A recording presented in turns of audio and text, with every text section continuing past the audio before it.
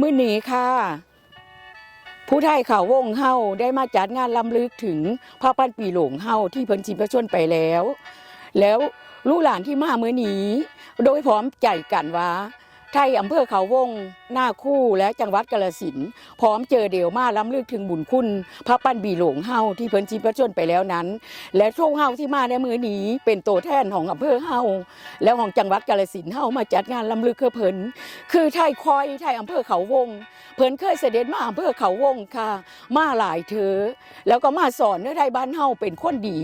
มาสอนเนื้อไทยเฮาฮู้จักความควรหวาควรเลดเนื้อเลยจะดำรงชีวิตเอาตัวรอดเธอใดในอำเภอเขาวงที่เคยแห้งแล้งมาก่อนแล้วเราจะอยู่ได้แบบเลยในชีวิตที่เป็นแนวนี้แล้วลูกหลานที่ซืบมาสู่มือนี้ก็คือโครงการหลวงของพระเจ้าแผ่นดินเฮาเพิ่นมาพาเฮาเอ็ดเฮาทำแล้วไทยคอยโตคอยหนีเป็นคนที่ทำจริงเอ็ดจริงกับโครงการนี้เศรษฐกิจพ่อเพียงจนบรรลุเป้าหมาย